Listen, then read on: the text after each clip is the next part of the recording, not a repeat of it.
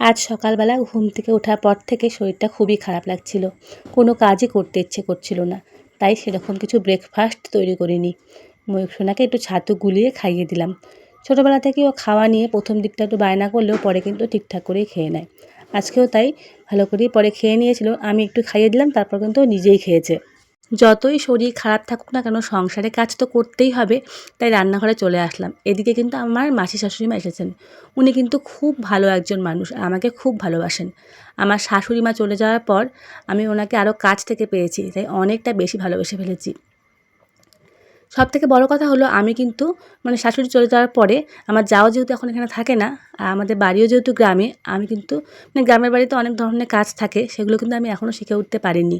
তাই উনি আমাকে হাতে হাতে অনেক কাজ শিখিয়ে দেন, আর আমাকে কাজে অনেকটা হেল্পও করেন। আর সবথেকে বড় কথা, আমাকে খুব ভালোবাসেন, আমিও ওনাকে খুবই ভালোবাসি। তোমাদের অনেকেরই এটা প্রশ্ন আছে যে আমি আমাদের বাড়িতে গ্যাস থাকা সত্ত্বেও কেন উনুনে রান্না করি। আসলে কি বলো তো, আমাদের তো গ্রামের বাড়ি, আর আমাদের বাড়িতে না প্রচুর খড়ি আছে। এই দেখো, এত এত খড়ি আছে।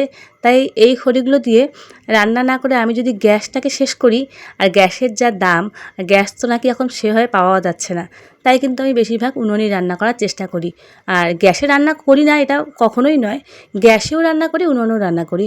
আর উনুনে রান্না করতে আমার ভালো লাগে, কেননা উনুনে রান্নার টেস্ট নাকি একটু বেশি হয়। তাই উনুনেও রান্না করি, আর যখন খুব তাড়াহুড়ো থাকে তখন গ্যাসে উনুনে দু জায়গাতেই রান্না করে ফেলি। যাই হোক, আমি আজকে মাছ ভেজে নিলাম গ্যাসে, আর উনুনে কিন্তু তরকারিটা বসিয়ে দিয়েছি। এতে আমার তাড়াতাড়ি কাজটা হয়ে যায়, যেহেতু আমার ছোট বাচ্চা আছে। আর প্রথমেই বললাম যে আমার শাশুড়ি মা চলে যাওয়ার পরে সংসারের বেশিরভাগ দায়িত্ব কিন্তু আমার ঘাড়ে এসেই পড়েছে। তাই আমার সংসারের যাবতীয় কাজগুলো একাই এখন সামলাতে হয়। তাই আমি তাড়াতাড়ি রান্নাবান্না কাজটা কমপ্লিট করে বাইরের কাজগুলো করি। এদিকে আমার এক বৌমা চলে এসেছে, ওর সঙ্গে বসে অনেকক্ষণ গল্প করছিলাম আর সবজিগুলো কেটে নিচ্ছিলাম। এদিকে হঠাৎ করে আমার একটা কেকের অর্ডারও চলে আসলো। 1 পাউন্ডের একটা কেকের অর্ডার আসলো। কেকের অর্ডার আসলে তো আমার এমনিতেই একটা শরীরে এক্সট্রা এনার্জি চলে আসে। তাই তাড়াতাড়ি স্নান করে পুজো দিয়ে কেক বানাতে বসে পড়লাম। তাহলে ভিডিওটা আজকে এখানেই শেষ করছি। ভিডিওটা কেমন লাগলো অবশ্যই কমেন্ট করে জানাবে। আর তোমরা সবাই ভালো থাকবে, সুস্থ থাকবে। আর তোমাদের সাথে আমার গল্প কিন্তু চলতেই থাকবে।